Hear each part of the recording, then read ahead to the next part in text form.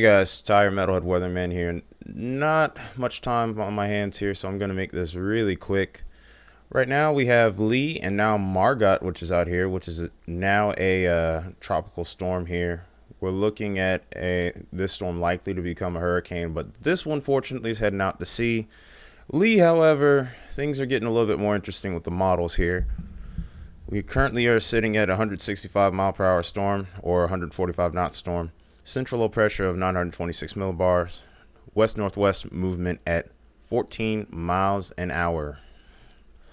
So here's a look at some of the storm tracks right here.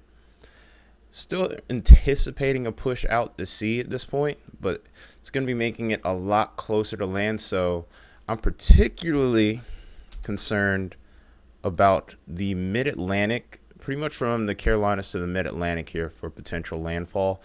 Really hoping that doesn't end up being the case here, because this is probably still going to be a relatively strong storm by this point.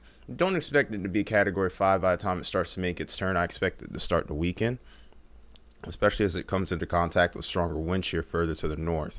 Waters, however, are still pretty warm at this point. So that being said, we'll have to take a look. We'll have to take a closer look at that as time goes on, and also keep an extra close eye on that. As far as the intensity is concerned, based on the spaghetti models, this is going to maintain Category 5 for quite a bit here, at least a couple of days. As time goes on here, we will start to see this drop off.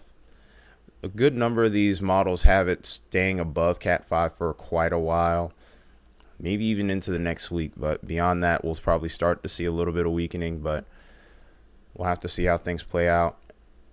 One thing I want you to pay extra close attention to is this model right here, the HAFSA, where we're looking at also the max wind speeds and minimum low pressure.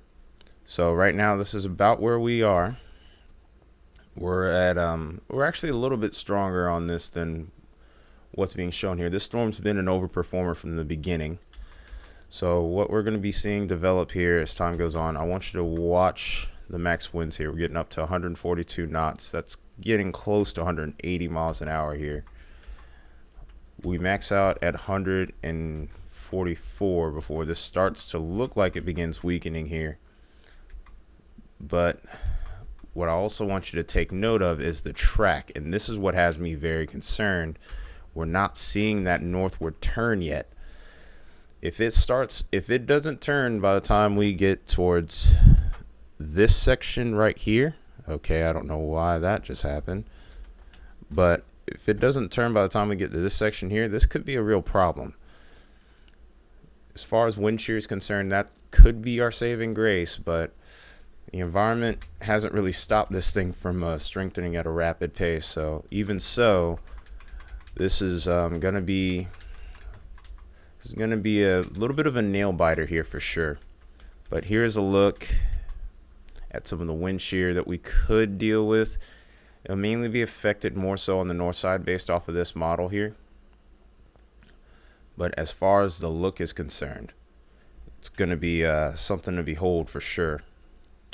It's quite a sight to behold here on satellite too. Textbook hurricane. Absolutely textbook major hurricane here.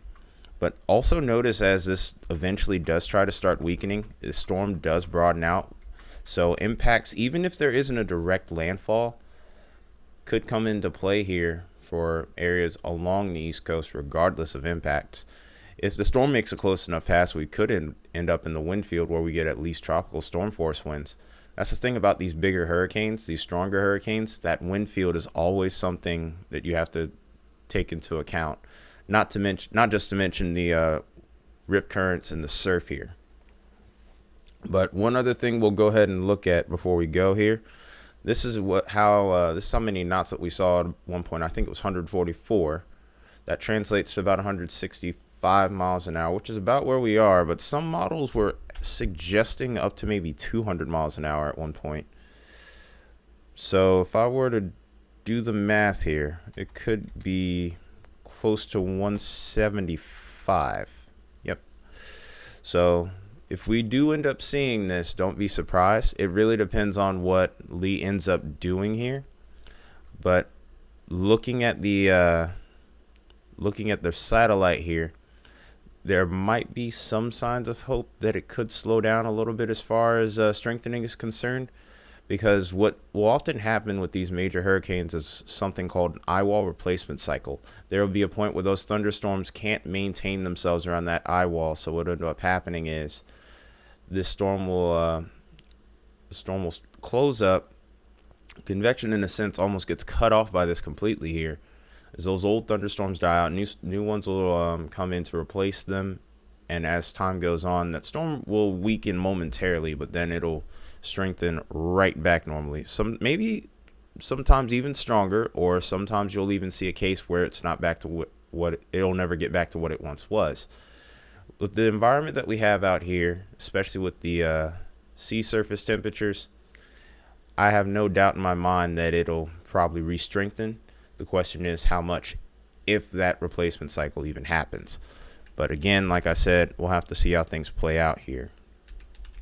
But if you look at what's ahead for this storm as far as sea surface temperatures, 30 degrees Celsius, we've talked about it many times on this channel. It's well over 85 degrees in Fahrenheit. So that being said, this has definitely got plenty of time to really get going here. Fortunately, it looks like around here we may see a little bit of upwelling here, which could slow that storm down. It'll bring some of that cold water up to the surface. The cooler the water, the slower this storm will strengthen here. So a lot of interesting stuff going on here. We'll see how things unfold from this point. And I'll probably try to make an update video in the morning. Last night was absolutely chaotic with my home flooding. Well, not flooding, but finding several leaks in the house, which was fun. But that being said, we'll hopefully there's no problems today. Hopefully we'll have a video up tonight. But that being said, thank you everyone for watching the video. Make sure you hit that like, comment, and subscribe button. Also hit that share button as well. Till then, it's been Metalhead Weatherman. Gotta get out of here. Talk to you later.